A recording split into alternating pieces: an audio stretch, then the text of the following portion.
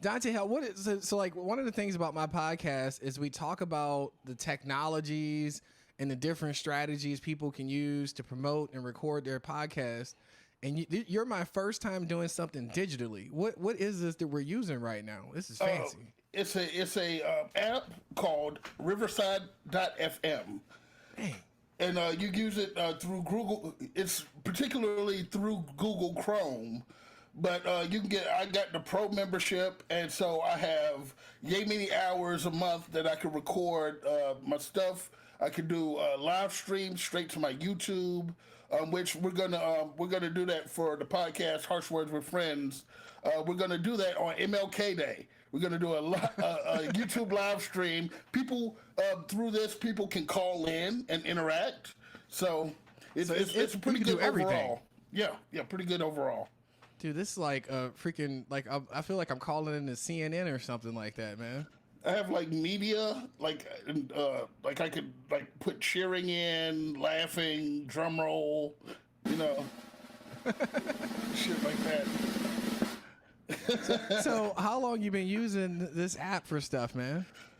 Well, before I was just straight up using Zoom recordings, and I was like, well, this doesn't feel like it didn't feel optimized. So I just started doing some research, and I checked out the main place where my podcast is hosted. It started out on Podomatic, and so they started having a studio version. So we recorded one episode straight through Podomatic, but that didn't it was better, but it didn't feel great.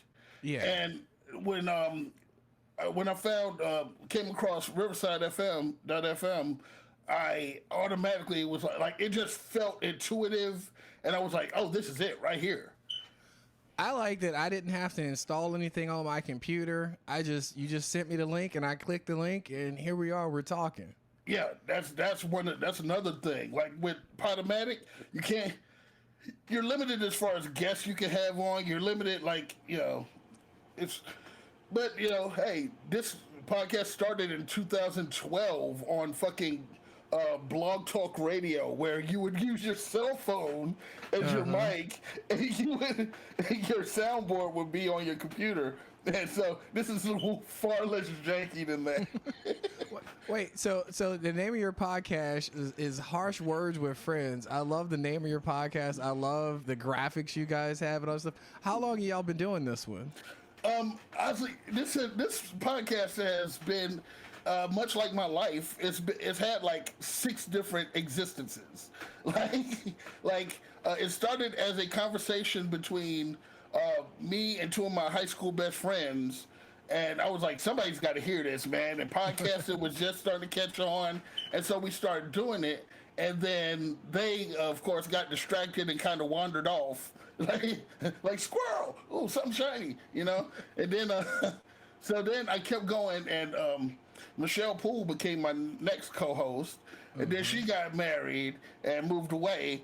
And then I kept going on my own in a solo talk format, and I got signed to unapologeticradio.com, which was a black-owned internet radio station. And I was the midday live talk guy. Wow. And it was fun. I was like, imagine Glenn Beck, Rush Limbaugh style, except with morals, ethics, and melanin. You know what I mean? A little bit of flavor. Yeah. And then due to, of course, the economic bubble, that caused Unapologetic Radio to go off the grid for a while. So I started back up indie podcasting, and I was just trying to find the right venue, the right places to distribute. And then eventually I started just trying with different guests. I would sometimes start the podcast and randomly call someone who I know. And What's they'd up, be bro? like, it was Harsh Words with Friends. Sometimes I get cussed out. Like, what the fuck? You just gonna call me and then put me on a podcast? And you ain't text me in advance? Because apparently calling without texting first is the new dropping by without fucking calling. Wait, and so you're the first person I've had so far who could say that like you did it like professionally to a degree. Like you had like sponsorship, you had a little bit of backing. Yeah, Like yeah. how did you find this network, or did they find you? They found me. I actually was for a while a contributor to the Spanky Brown show, Wow. which was Spanky, the late comedian, man. He fucking he had a sports talk show. It was Yeah. him, Tonex, the really unknown comedian Greg Henderson, and D Wright, and I would just call in and I'd have a joke. Like I'd be in the chat room cutting up, and they were like, "Yo, you funny. Let's see if we can give you something to do on the show." So then I started doing like a little segment on the show called The Harsh Truth, and so I would just talk shit about a fucking sports guy and just talk my shit, and they were like, "Oh, that's funny as hell," and so I just kind of I was like, okay. D Wright, the producer, was like, "Oh man, you have a podcast?" And I was like, "Cause at the time I was terrible at self promotion." Yeah. So he was like, "You got a podcast?" And so he started listening. He was the producer of Spanky's show, and he did his own show called the Green Chimp Show.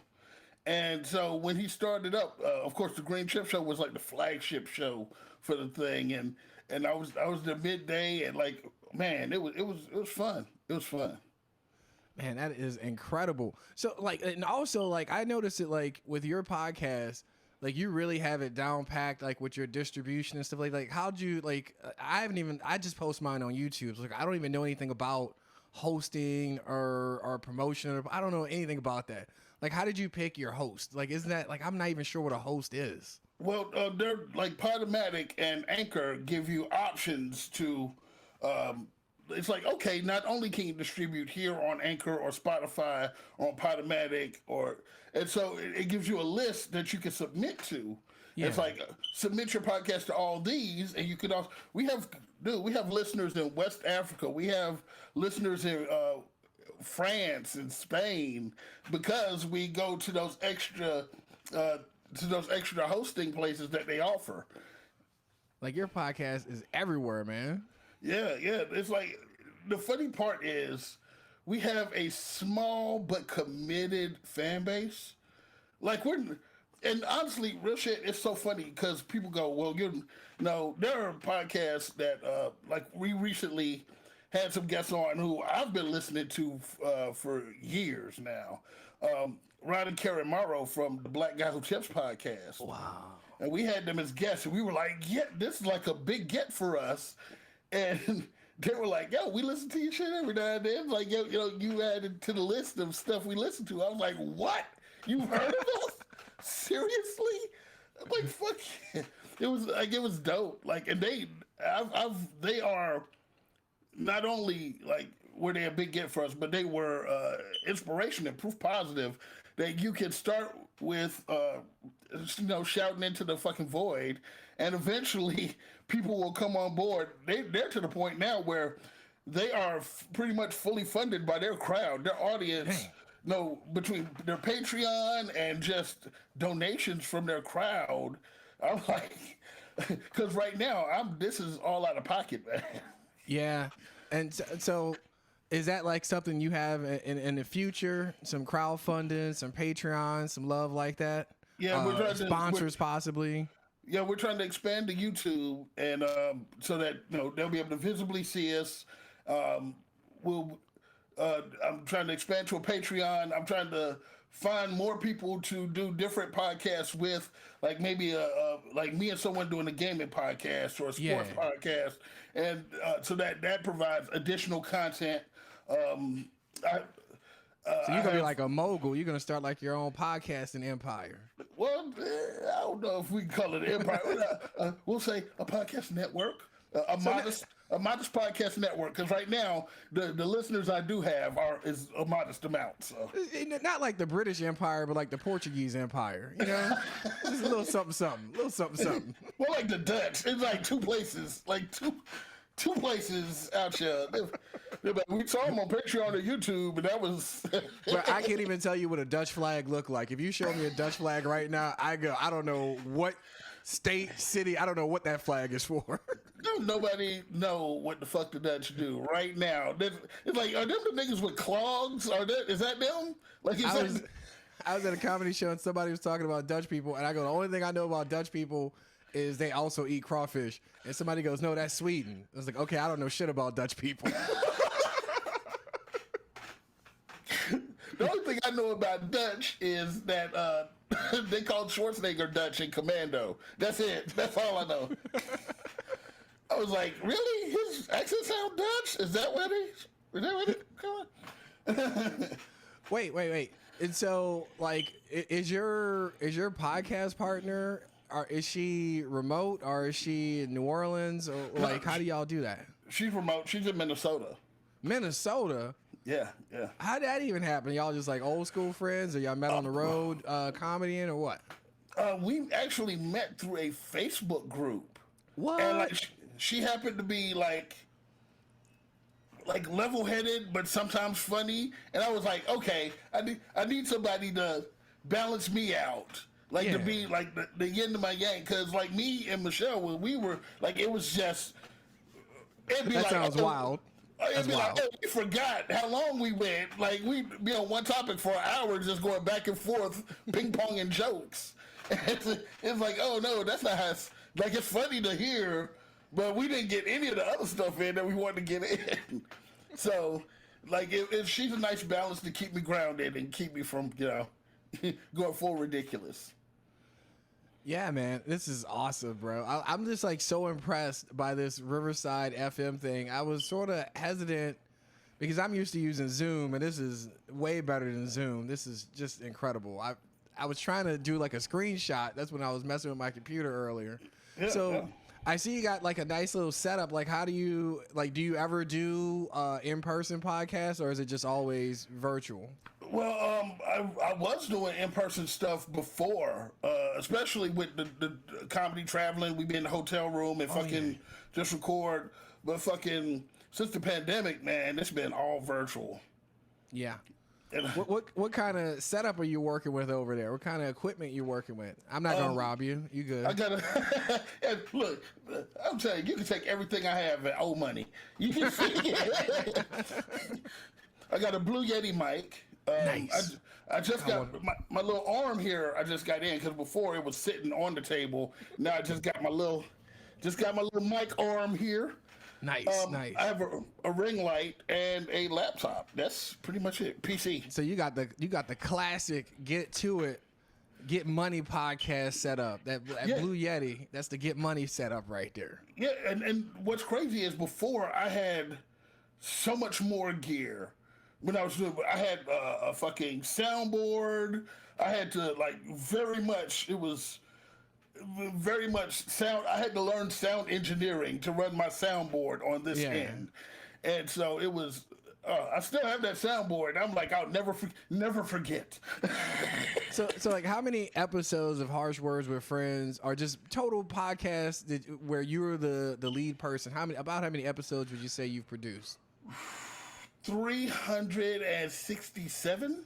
So this is what I'm talking about. This man started off with this complicated setup, and he was like, nah, I don't need a complicated setup. He made his setup more simple, and then he was consistent, and he made hundreds of episodes. That's what it's about, consistency right there. That's impressive, brother. It was so funny because Rod from the Black Guy Who Tips podcast was just saying, with the turnover, with the co-hosts and shit, he was like, consistency. He was like, that's what people just want to know, that when they're looking for another episode, you're going to be there. Or if they listen to an episode, you're like, we'll be back on January 12th. On January 12th, you're going to be there. Now, with your podcast, I would consider your podcast like a current events type podcast, and a person but 'cause you talk about new stuff. Yeah. Like you talked about like the new Spider-Man. Oh, I'm gonna tell you the real thing I want to mention to you about your podcast. Your theme song, that's wild. So I don't have a theme song yet for my podcast. I've been kicking around some stuff, and I just got a little podcast envy due to your graphics and your theme song and all that. I'm gonna tell you, this is the funny part, man. This has been even from the beginning. Before my friend Chris, who was part of the original lineup, he was handling like a lot of the audio engineer stuff. And when he fell off, I had to get the gear, figure that shit out, and like. But since then, man, it's been as far as like I've slapped together the theme song together in Audacity. Like, I was like, oh, let me use the beat the PSA because I just think that's cool. Oh, wait, let me. And at first, it used to be like a minute and a half intro. I had like, it was the beat the PSA with the newscaster from the System of a Down Sugar video. All right.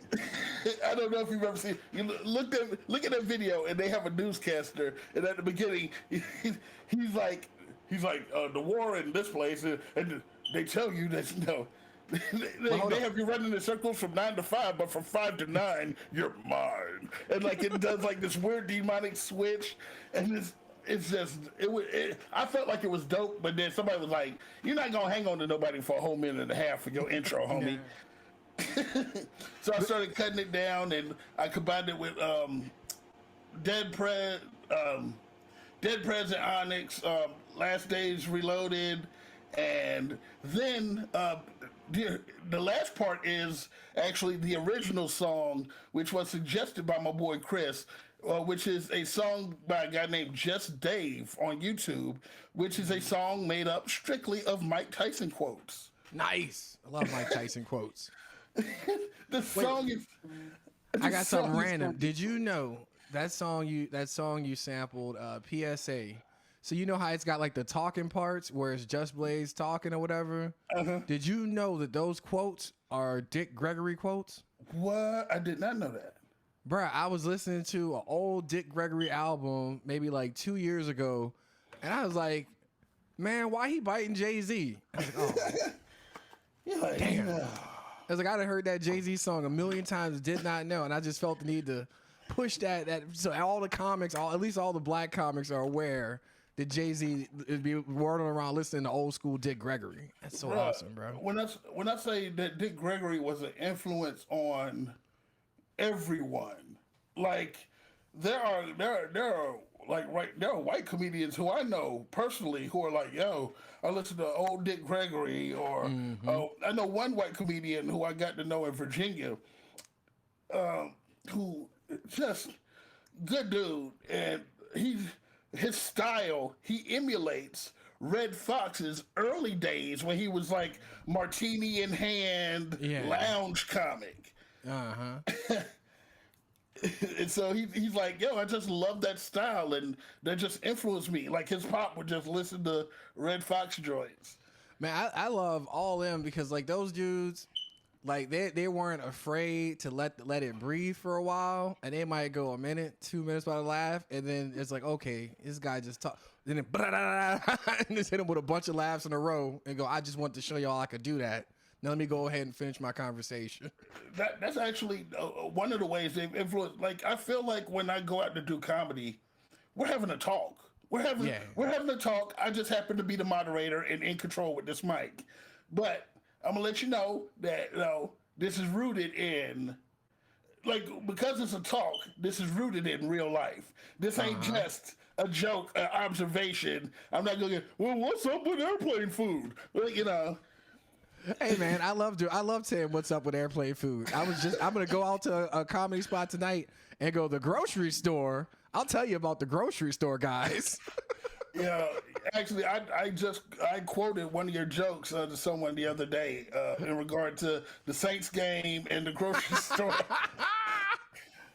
I was like, wow. I was like, do it. I was like, go to the grocery store during the Saints game. Own this motherfucker. I could have made snow angels and Cheerios in that bitch, and no one would have said that. The people who work at the grocery store are so mad you walk in during the season. It's like, man, I'm trying to watch the game, and it's like, you ain't gonna watch the game now. I got stuff to buy, man.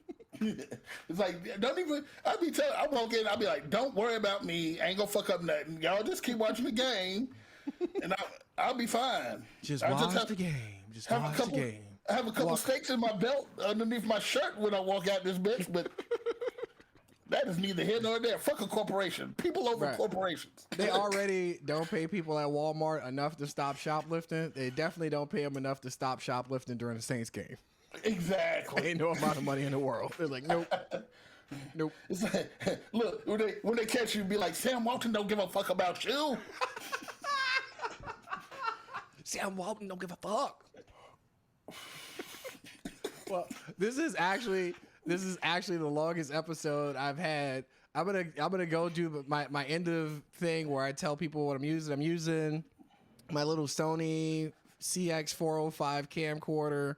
I'm using the Zoom P4, using the SM58, and I'm also using my Mac Mini to interface with Dante on Riverside.fm. This is dope. I was really afraid to do a virtual one because I hadn't done a virtual one yet, but he might have sold me on this software right here. I might be a fan. Yeah. Dante, you got any parting shots, any closing words?